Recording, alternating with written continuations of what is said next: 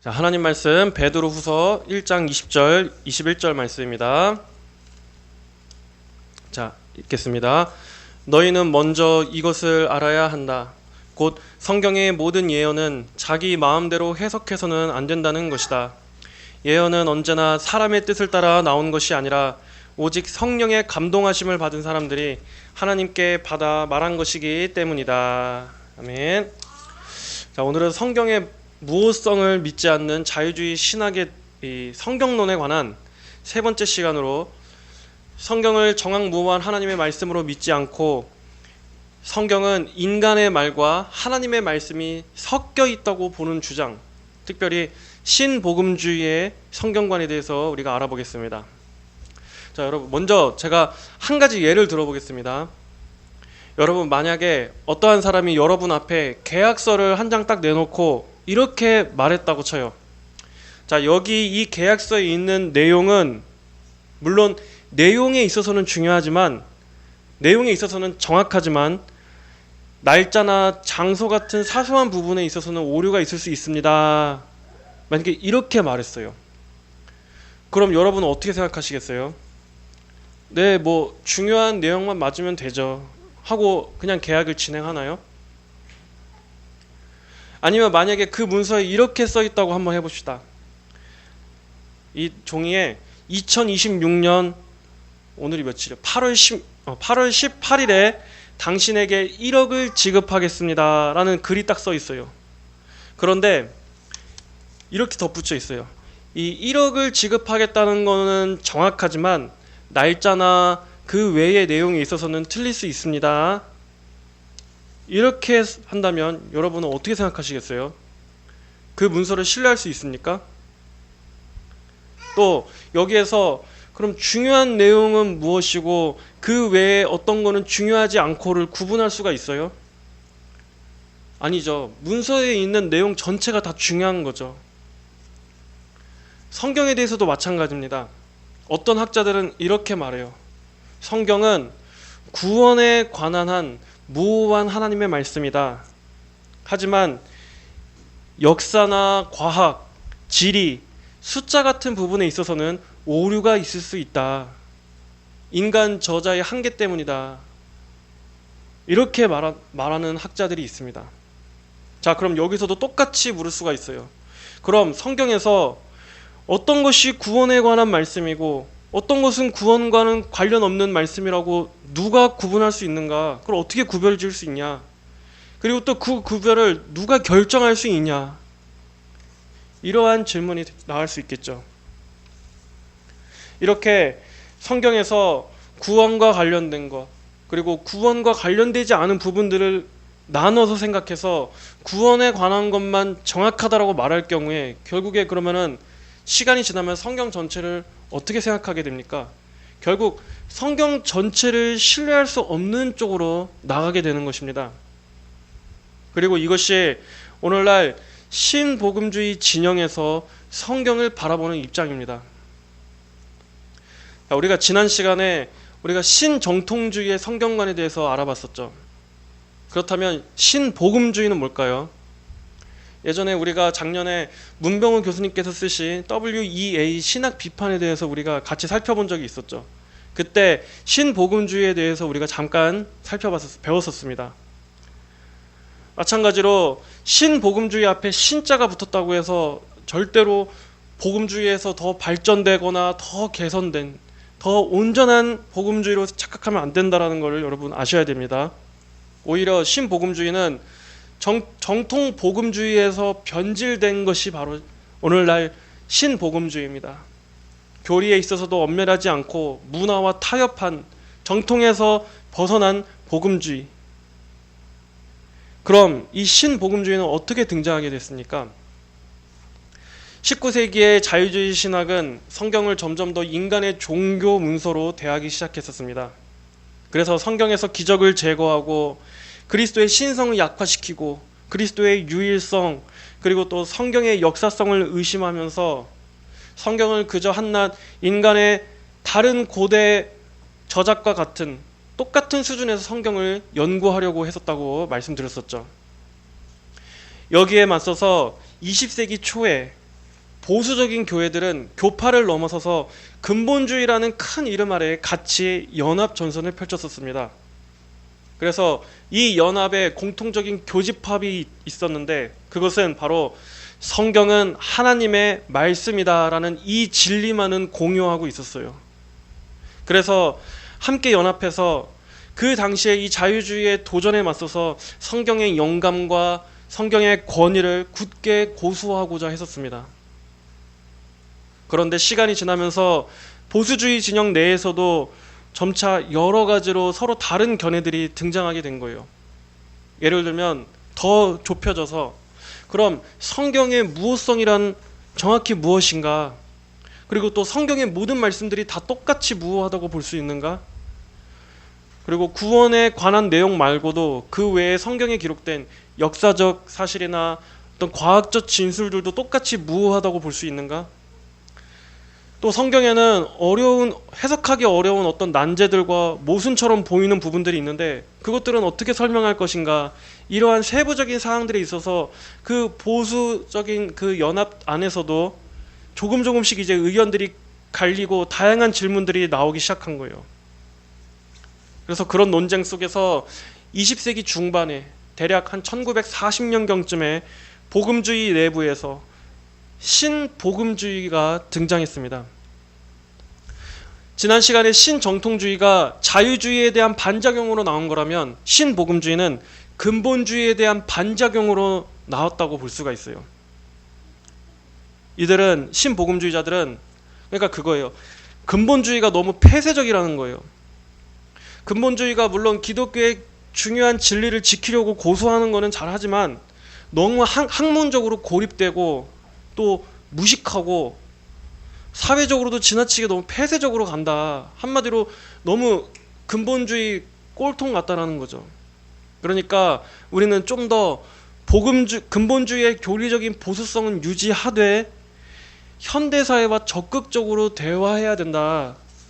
그러면서 이제 현대 문화, 현대 학문, 현대 사회와 사회에 적극적으로 나가서 대화하고 변증하는 식으로 이렇게 방향을 잡은 것이 이제 신복음주의의 어떤 그 근본 취지였습니다. 그래서 신복음주의는 근본주의와 결이 달라지게 돼요.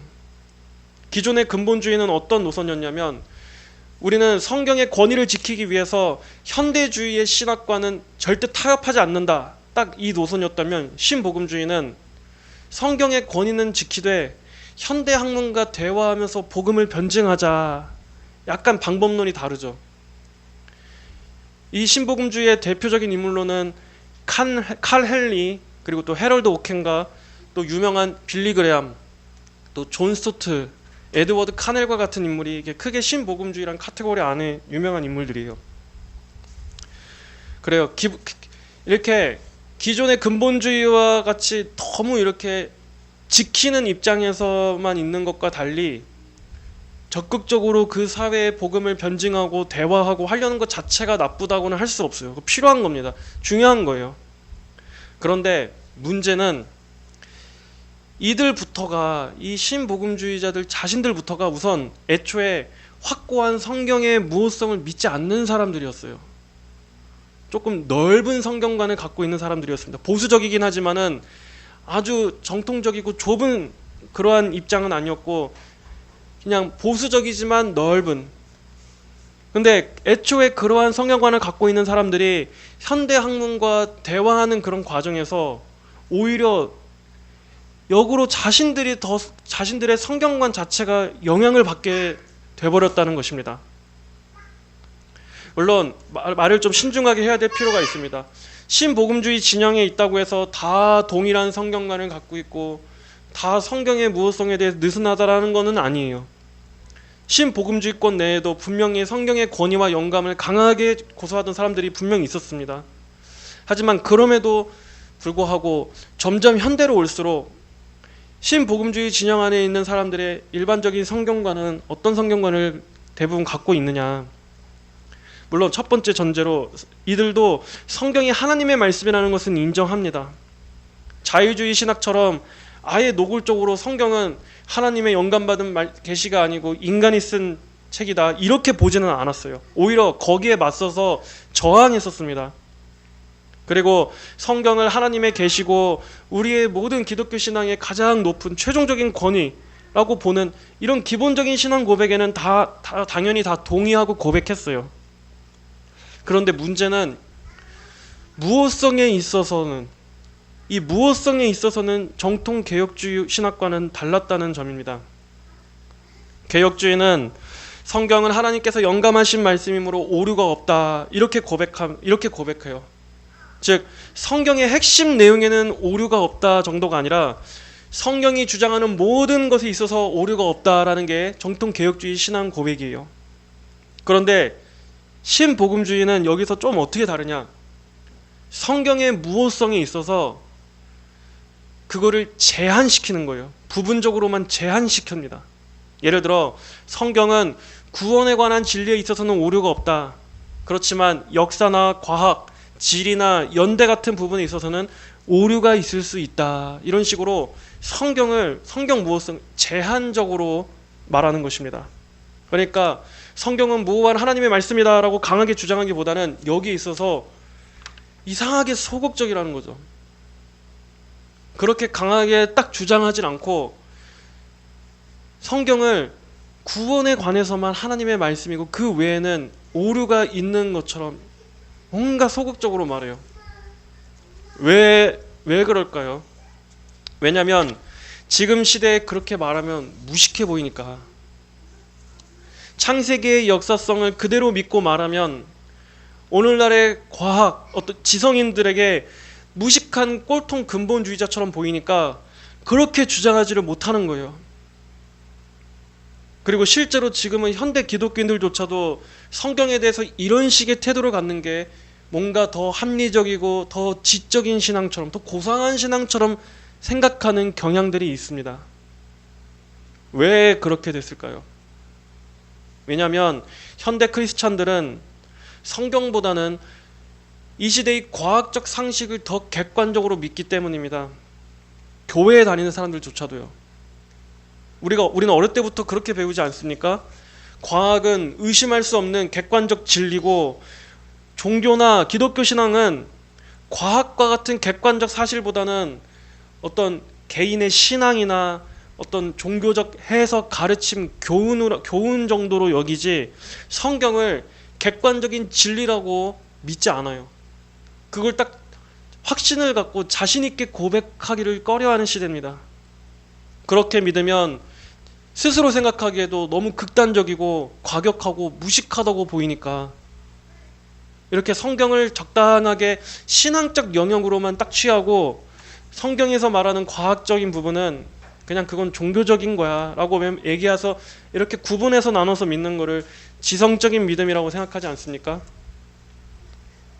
그래서 성경에서 만약 현대적 과학과 충돌하는 것처럼 보이는 내용이 나오면 예를 들어 창조, 성경이 진술하는 대로 6일 창조라든가 무로부터의 창조라든가 이런 창세기의 내용을 진리, 사실로 믿기보다는 또 그러면서도 아예 창조를 부정하면 또 그걸 못하겠으니까는 창조에 있어서도 진화론과 적당히 섞은 오늘날의 이런 유신 진화론과 같은 이러한 것들을 믿는다던가 이렇게 적당히 이성에도 부합되고 현대 과학과도 충돌하지 않는 선에서 그렇게 믿는 경향들이 많지 않습니까? 그리고 또 뭐 흔히 이렇게 말하잖아요. 성경은 과학 교과서가 아니기 때문에 과학적 사실들에 대해서 세부적으로 정확하게 기록되지는 않았다. 성경은 구원과 관련해서만 기록됐지 모든 과학적 역사적 사실을 기록한 것은 아니다. 물론 그 말이 맞아요. 그건 맞는 말입니다. 그런데 거기까지는 좋은데 그러면서 나가는 결론이 성경은 과학 교과서가 아니고 구원이라는 이 목적에만 중점을 두고 기록된 말씀이기 때문에 그렇기 때문에 구원 외에 과학적 진술에는 오류가 있을 수 있다. 이런 식으로 나가면 안 되는 거죠. 성경이 신학적 목적을 위해서 기록된 책이라고 해서 그 외에 다른 역사적 사건들은 사실이 아니고 다 상징이라고 보는 것도 여러분 논리적인 비약입니다. 무조건 그렇다고 그 외의 것들은 다 신뢰할 수 없다라는 것도 잘못된 방법이죠. 물론 성경에는 오늘날 우리가 볼 때 과학적인 것과 모순되어 보이는 것들도 표현들도 분명히 있어요. 예를 들면 뭐 성경의 전도서 같은 경우에 뭐 해가 돋고 해가 진다 이런 표현이 나오면은 지금 현대인들은 이걸 또 어떻게 생각해요? 아니, 태양이 뜨고 지는 게 아니라 지구가 자전하는 건데 성경에 오류가 있는 거 아니야? 이런 식으로 꼬투리를 잡을 수가 있죠. 하지만 그렇다고 해서 성경이 과학적 오류를 갖고 있다고 말할 수 있습니까? 예를 들어 우리들도 오늘날 우리도 해가 떴다, 해가 졌다 이렇게 말하잖아요. 우리가 그렇게 말한다고 해서 뭐 지구가 태양 주위를 도는 걸 우리가 부정합니까? 아니잖아요. 성경은 그냥 관찰자의 위치에서 그 현상을 기술하는 언어로 그렇게 표현한 것뿐이에요. 그리고 여호수아 10장에서도 하나님께서 이스라엘 전쟁하실 때 그 해를 멈추게 하신 게 나오잖아요. 여기에 대해서도 여러 해석이 있죠.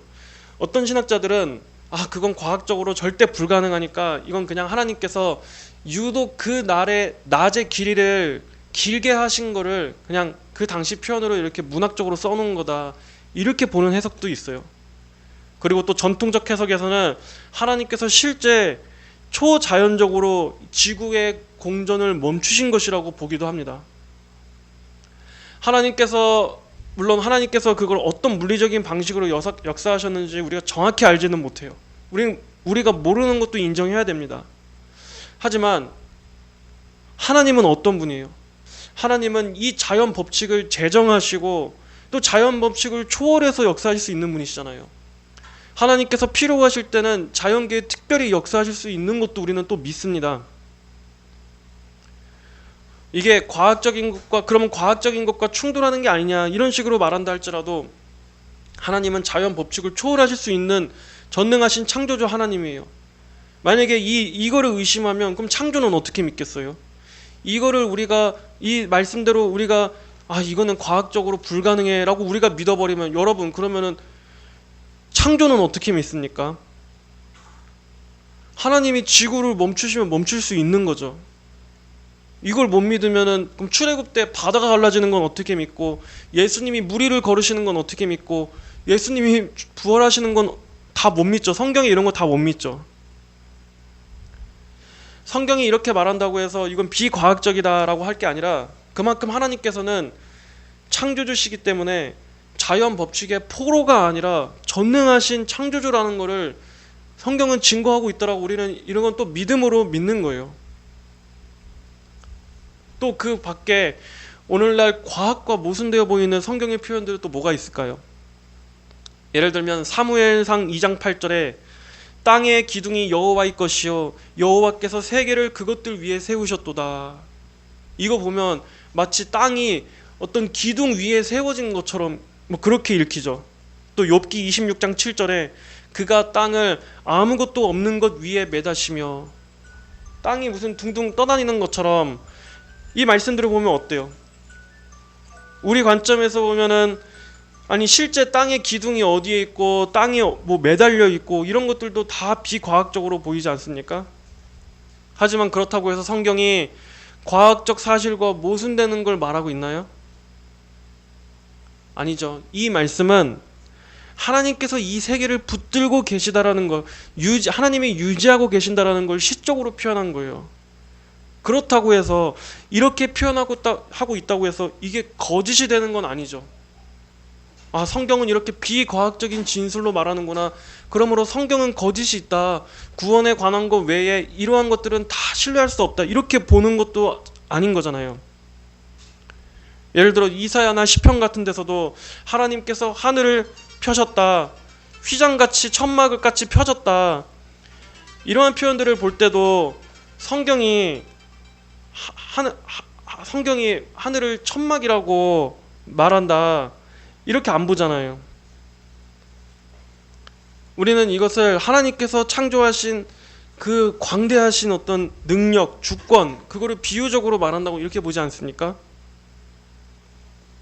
이런 식으로 성경의 진술이 어떤 비유나 현상학적으로 표현한다고 해서 그렇다고 성경이 과학이나 역사적 사실에 있어서 비과학적이고 오류가 있을 수 있다라고 봐서는 안 되는 것입니다.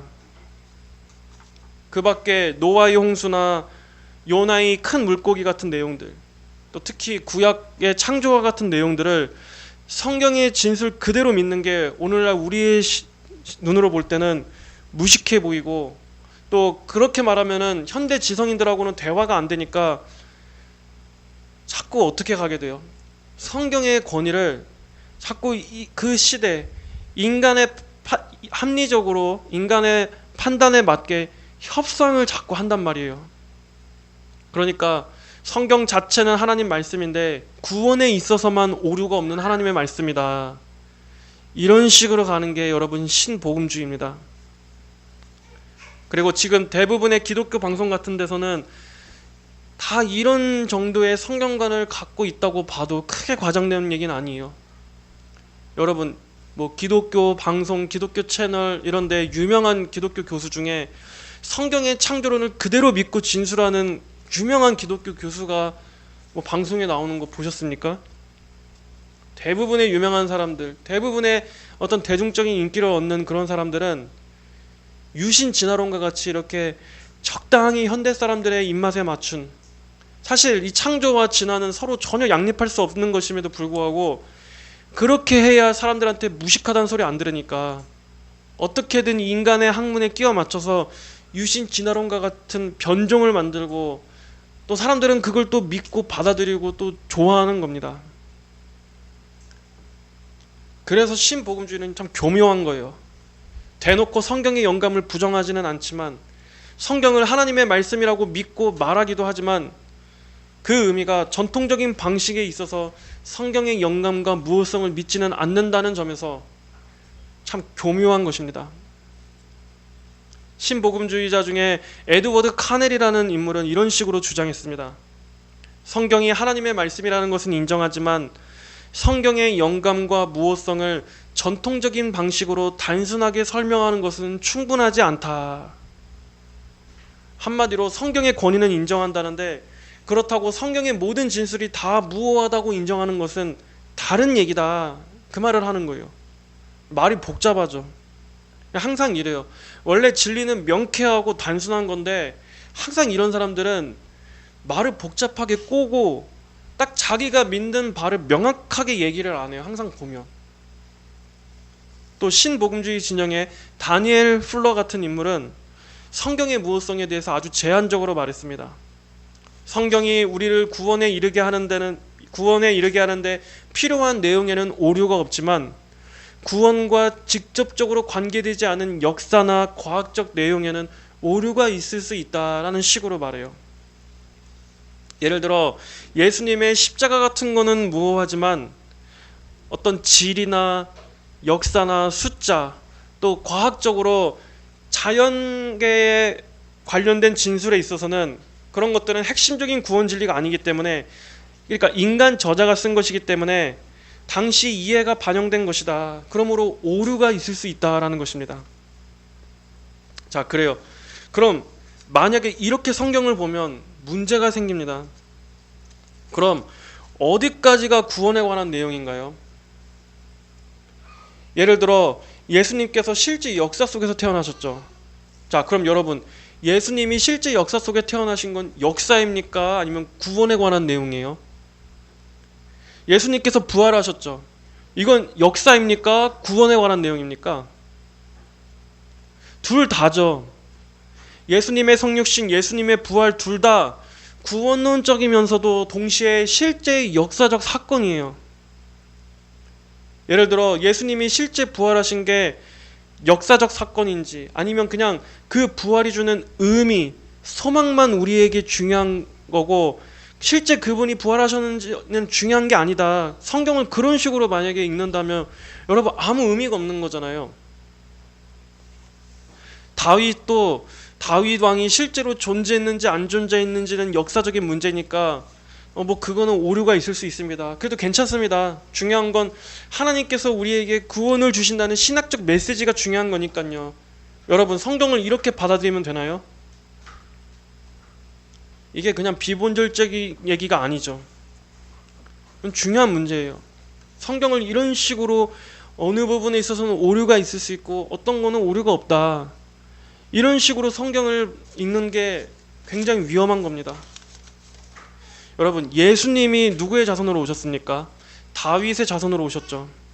하나님께서 약속하신 그 언약, 그 메시아 언약이 실제 역사 속에서 성취되어 간 걸 성경이 보여주는 거잖아요.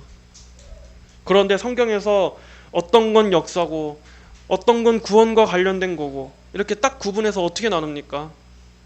어떤 일, 어떤 인물, 어떤 사건이 실제로 어떻게 그 실제 일어났던 일인가는 그렇게 오류가 있을 수 있다. 하지만 그건 중요하지 않다. 구원에 있어서는 성경에 오류가 없다. 그걸 어떻게 딱 구분해서 나누고 또 어떤 기준으로 그걸 나누고, 그리고 하나님께서 성경을 그런 식으로 우리에게 주셨을까요? 근본적인 물음, 하나님께서 우리에게 성경을 그런 식으로 읽도록 그런 성경을 주셨나요? 구원에 관한 것만 오류가 없게 하시고 나머지는 비과학적이고 오류가 있는, 하나님께서 그러한 성경을 우리에게 주셨을까요? 물론 성경은 인간 저자가 하나님의 영감을 받아 썼습니다. 하지만 그렇다고 해서 꼭 인간이 받아 썼다고 해서 인간이 쓴 거니까 오류가 있을 수 있다, 이런 식으로 생각할 수는 없는 거예요. 오히려 성령께서 인간 저자를 사용하셔서 오류 없이 기록하게 하셨다라고 보는 이 정통 개혁주의 성경관이 맞는 바른 균형 있는 관점입니다. 우리는 그렇게 이해해야지 인간이 쓴 거니까 오류가 있을 수 있다, 이런 식으로 생각하면 안 돼요. 자, 만약에 그렇다면 또 하나 생각해 볼까요? 만약 1세기의 사도들이 성경을 하나님의 영감을 받아 쓴 것임에도 불구하고 그 사도들조차 진리와 오류를 혼동했다면, 여러분, 그럼 지금 20세기, 21세기의 지금 학자들, 하나님께 영감을 받지도 않은 지금 학자들이 어떻게 그 오류와 진리를 확실하게 정확하게 구별할 수 있습니까? 당시에도 영감받은 저자들마저 그렇게 진리와 오류를 혼동했다면 오늘날 우리가 어떻게 그들도 혼동했던 진리를 이건 진리고 이거는 오류다라고 어떻게 구분할 수 있다라는 말이에요. 어떻게 그걸 자신할 수 있습니까? 우리가 그 사도들보다 더 대단합니까? 우리가 성경보다 더 높습니까? 우리가 그 영감받은 저자들보다 더 바르게 판단할 수 있다는 겁니까? 그리고 또 구원에 관해서만 무엇하다는 것도 문제가 있습니다. 성경은 신앙과 행위에 있어서만 무엇하고 다른 부분에는 오류가 있을 수 있다면, 그럼 도대체 어디까지가 신앙과 행위에 관한 말씀입니까? 어디까지가 우리 신앙과 관련된 말씀이고 어디가 그 나머지입니까? 이거는 신앙과 관련된 거니까 하나님의 말씀이고, 이거는 그 외의 내용이니까 이거는 인간의 말이고 오류가 있을 수 있어. 이거를 도대체 어떻게 정확하게 구분할 수 있냐는 거죠. 또 성경에서 보이는 여러 가지 해석상의 난제의 부분입니다. 실제로 성경에는 해석하기가 어려운 여러 가지 난의 구절들이 있어요. 하지만 그렇다고 해서 우리가 그걸 또 성경에 오류가 있다고 보면 안 되죠. 우리는 당연히 인간이기 때문에 하나님의 모든 뜻과 모든 말씀을 다 정확하게 해석할 수가 없는 거예요. 우리는 그런 한계를 지닌 걸 인정해야 됩니다. 그게 겸손이고 그게 우리의 한계를 아는 거예요. 우리에게 해석하기 어려운 난제처럼 보인다고 해서, 그렇다고 해서 성경은 틀린 것이다 라고 말하는 것은 또 다른 문제인 겁니다. 우리는 이걸 알아야 돼요. 성경은 무오하지만 그 성경을 대하는 우리는 무오하지 않다라는 거. 성경은 무오하지만 우리가 오류가 있지 않습니까? 우리에게 한계가 있고 우리가 성경을 다 해석할 수 있다는 것 자체가 오만한 거예요. 그러므로 우리는 성경을 판단하는 위치에 서 있어서는 안 됩니다. 성도 여러분, 우리는 성경에 대해서 믿을 때 성경은 하나님의 말씀이지만 인간의 오류가 섞여 있을 수 있다고 보는 이러한 느슨한 성경관, 아예 하나님의 참되심을 부정하는 이러한 성경관을 갖고 있어서는 안 됩니다. 오히려 오류가 있는 인간임에도 불구하고 하나님께서는 성령의 영감과 감독 아래 그러한 인간 저자를 사용하셔서 하나님의 참된 말씀을 기록하게 하셨음을 믿어야 합니다. 그렇기 때문에 성경에는 오류가 없습니다. 인간이 오류가 없기 때문이 아니라 하나님이 오류가 없으시기 때문에 우리가 성경을 신뢰할 수 있는 거예요. 그리고 구원에 관해서만이 아니라 성경은 모든 내용에 있어서 하나님의 말씀은 참됩니다. 왜냐? 하나님이 참되신 분이시기 때문이에요. 그럼에도 우리가 볼 때 성경의 모든 것들을 다 이해할 수 없는 이유는 우리 인간이 유한하고 죄로 인해 어두워진 탓이지 하나님께 오류가 있기 때문이 아니라는 거, 하나님께 모순이 있기 때문이 아니라는 것을 여러분 기억하셔야 됩니다. 자, 오늘은 이렇게 신복음주의 성경관에 대해서 알아봤습니다. 신복음주의는 이 밖에도 아주 문제가 많지만 오늘은 아주 좁게 성경관에 대해서만 좀 집중해서 살펴봤습니다. 성도 여러분, 하나님의 말씀은 시대에 따라서 그 시대의 문화나 학문에 따라서 타협될 수 있는 말씀이 아닙니다. 성경을 하나님의 말씀 그대로 믿는 게 정말 무식한 겁니까? 세상은 말합니다. 이렇게 과학이 발전한 시대에 아직도 성경을 문자 그대로 믿습니까? 아니, 현대 학문을 공부한 사람이 어떻게 창세기를 그대로 믿을 수 있나요? 지성적인 사람이라면 인간이 쓴 그 성경에 오류가 있다는 걸 당연히 인정해야 되지 않나요? 세상은 이런 식으로 공격합니다. 하지만 여러분, 여기에 속지 마십시오. 성경을 하나님의 말씀으로 믿는 건 무식한 게 아닙니다. 오히려 그렇게 세상이 조롱하는, 그 세상이 신봉하는 그 권위는 무엇입니까? 세상은 과학을 신봉하고 인간 이성을 신봉하고 지성적인 학문이라고 하는 그걸 신봉하지만 여러분, 과연 그것들이 완전한 진리의 기준이 될 수 있습니까? 그렇게 사람들이 객관적 진리라고 믿는 그 과학 역시도 누가 탐구합니까? 인간이 탐구하는 거예요. 과학을 연구하는 인간도 역시 인간일 뿐이고 그들도 오류를 범할 수 있습니다. 과학은 또 계속해서 수정되고 또 수정됩니다. 한 시대에는 당연하게 받아들여졌던 이론이 다음 시대에는 수정되기도 하고, 또 어떤 가설이 어떤 시대에는 정설처럼 받아들여지기도 했다가도 또 새로운 증거 앞에서 기존의 가설들은 폐기되기도 합니다. 이렇게 과학 역시도 완벽한 기준이 아니에요. 그런데도 사람들은 그 과학을 신봉해서 마치 성경은 비과학적인 것처럼, 그렇기 때문에 이런 과학과 이성의 눈으로 하나님의 말씀을 심판해서는 안 됩니다. 물론 하나님의 말씀이 이런 것과 모순되지도 않지만 절대 하나님의 말씀은 인간의 판단에 의해서 판단받지 않습니다. 왜냐? 하나님은 인간의 학문보다 크신 분이시기 때문이에요. 그리고 성경은 그 하나님께서 기록하신 말씀입니다. 그러므로 현대 과학과 현대 학문의 눈으로 볼 때 맞지 않으니까 성경에는 오류가 있다, 이러한 것을 판결할 수 있는 권위가 인간에게는 없습니다. 성경이 이 세상과 인간을 판단하는 거지, 인간이 성경을 판단하려는 것 자체가 오류 있는 우리 인간에게는 합당하지 않은 거예요. 지식의 한계가 있는 우리 인간에게는 애초에 주어지지 않은 거예요. 여러분, 우리는 사람들에게 지혜롭게 보이기 위해서 믿는 사람들이 아닙니다. 우리는 성경이 하나님의 말씀이기에, 참이신 하나님께서 주신 말씀이기에, 그리고 참되게 살기 위해서 믿는 것입니다. 그러므로 사람들의 판단과 비난을 두려워하지 마십시오. 어차피 이 세상의 지혜와 하나님의 지혜는 서로 충돌하게 되어 있습니다. 그리고 하나님의 지혜는 세상의 눈, 육신의 눈으로 볼 때는 어리석게 보이는 것이 당연합니다.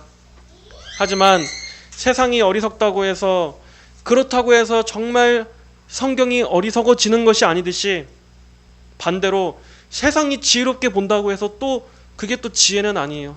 세상이 어떻게 보느냐는 중요한 게 아닙니다. 세상은 기준이 될 수 없기 때문입니다. 세상 앞에서 지혜롭게 보이기 위해서 성경을 부분적으로만 믿는 것은, 여러분, 그런 신앙은 참 신앙이 아닙니다. 차라리 세상에서 무식하게 볼지라도 하나님 말씀 전부를 믿는 것이 의로운 것이고 그것이 참 신앙입니다. 그거는 절대 하나님 앞에서 부끄러운 게 아니에요. 우리는 인간의 지성을 무시하는 것도 아니고 과학과 학문을 무시하는 것도 아니지만 성경이 하나님께서 말씀하신 진리이기 때문에 믿는 사람들입니다. 이것이 우리의 믿음입니다. 사람들에게 지적으로 보이기 위해서 하나님의 말씀의 권위를 협상하지 마십시오. 낮추지 마십시오. 하나님께서 말씀하셨으므로 저는 믿습니다. 이것이 우리의 고백이 되어야 할 것입니다. 이러한 고백을 잃지 않는 저와 여러분이 되게 해주시기를 주님의 이름으로 축복합니다. 기도하겠습니다. 하나님 아버지 감사합니다. 오늘은 또 성경의 무호성에 대해서 우리가 살펴봤습니다. 하나님, 지금 이 시대는 어떻게든 하나님 말씀을 우리의 이성과 또 합리적인 그런 지성에 맞게, 심지어 하나님 말씀조차도 우리가 변질시키고 격화시키는, 그것을 참 똑똑하고 고상한 신앙이라고 믿는 시대입니다.